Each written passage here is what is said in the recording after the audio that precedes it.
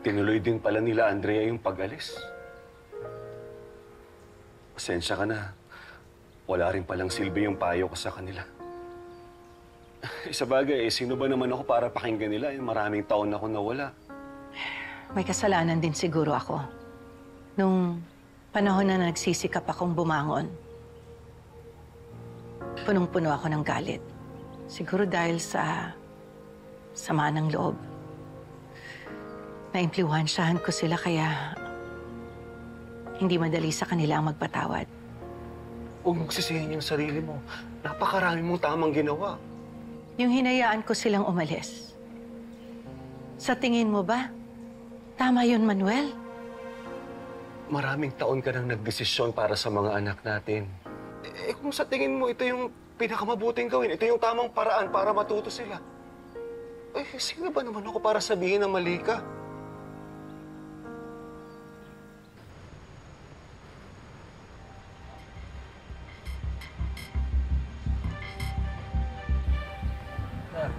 Sakay pick-up po, boss. May pasahero lang for pick-up sa bahay ni Miss Felma Ruiz. Pahiram na lang po ng ID.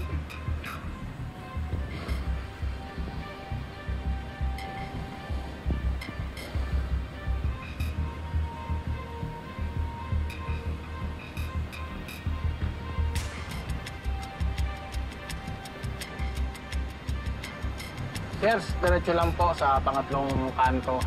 Sa kanan po. Ang bahay po ni Ma'am Felma po. Thank you, boss. Po, ingat po.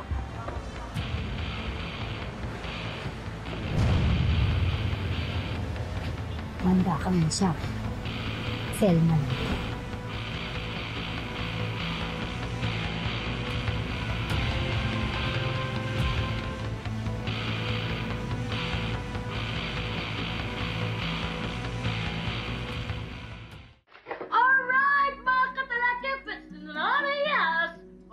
Didang?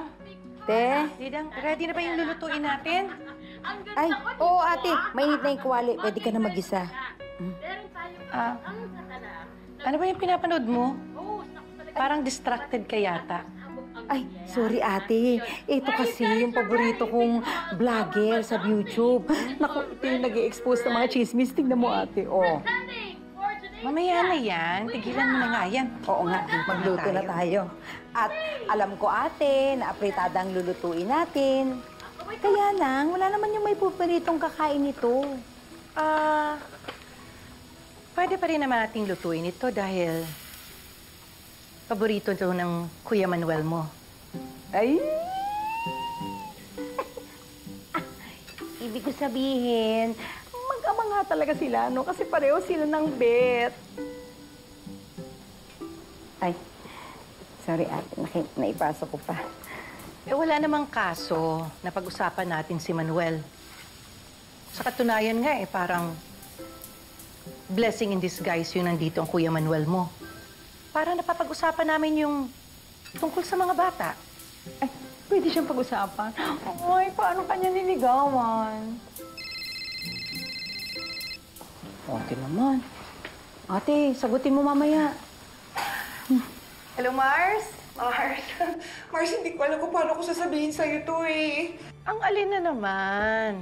Mars, naisahan ako ng Bruhildang Bansot.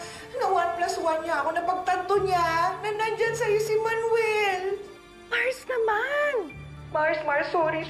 Patawarin mo ako. Sige na, pag nagkita tayo, sabunutan mo ako, krompalin mo ako, bahala ka na. Pero Mars, ngayon, wina-warningan kita. O sige.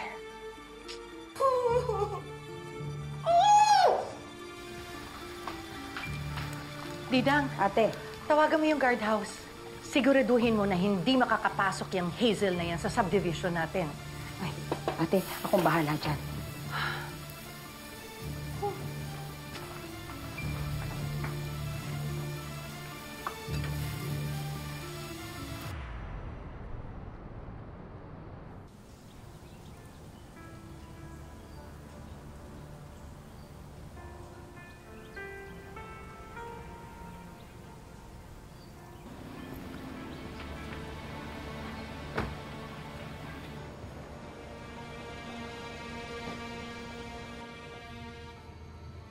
Gar, sinundan ko siya. Gar, tinuloy mo talaga yung plano? Ni-stalk mo si Andrea? Gar, hindi ko sinasadya. Dalawin ko lang sana siya eh. Pero nakita ko may dala siyang mga gamit. Mukhang paalis. Kaya ganun, every time na nakikita ko siya parang may problema. Siguro ito yung chance ko na tumulong. Destiny talaga. Destiny ka dyan.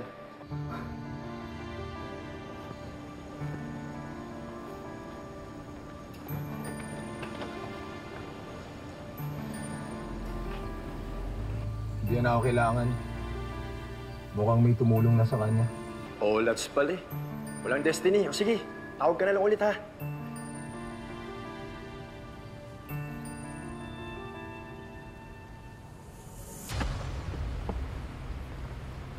O ano?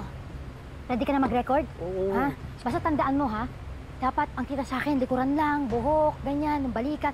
Kasi i-focus mo doon sa Felma na yun. Gusto ko mapahiya yung babae. Oo na, Ha? action na. Action na. Okay na, action na. Didang. Ate. Didang? Oh, hindi pa ba tapos yan? Ay, finishing touches na lang po. Titikman niyo na lang. Kasi tigilan mo na yung pagpapanood mo dyan. Naman eh. Oo nga, ate. Gutom na po ako. Kaya nga, malapit na. Ay, maganda na ako.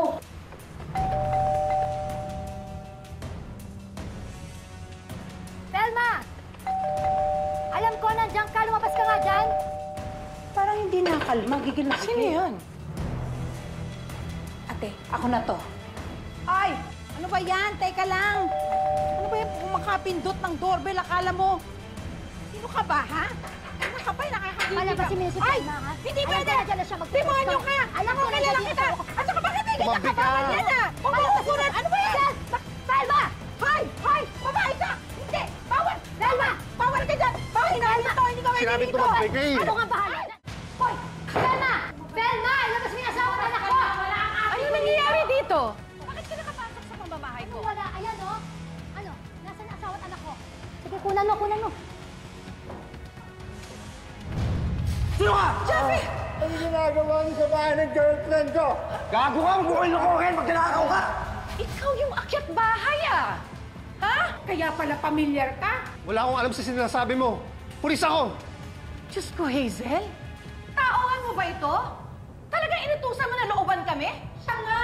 Siya nga yung nahuli ni Jeff. Hoy! Ang pinagsasabi mo dyan, ha? Pulis yan! Ha? Pulis siya! Sinama ko siya bilang backup para ilabas yung asawa at anak ko. Didang, tumawag ka ng gwardya. Teka nga, ba't ka ba nagbibideo? Itigil mo nga yan! Bakit? Natatakot kayo? Na malaman ng buong mundo, tinatago niyo yung asawa at anak ko? Kunyari ka pa, tatahi-tahimik. Kunyari mahinhin, walang alam. Yung pala, all this time, nandito lang sa bahay mong asawa at anak ko. Pwede ba ako yung nagtago sa tatay ko? Kaya huwag mo nga idamay si nanay! Ayun! So tama talaga ako. Nandito talaga si Manuel at si Jessica. Boses ng mami mo yan ah. Anak, tulungan mo ako. Pero Dad, sabi po ni Tita Felma, huwag tayo lumabas pag dumating si Mommy. Sige na, makinig ka sa akin, anak. Sige na. Babaliw ka na! Ha? Ayoko pa ng akin! Asawa at anak ko isang mga agaw na kapatid mo! Ayan! Eto! Tigilan mo na yan! Tigilan mo na yan! Tigilan mo na yan! Sinabing huwag mo saktan ang anak ko! Sasaktan ka kasi natin! Masasaktan ka! Hazel, tama na yan! Huwag mo silang saktan!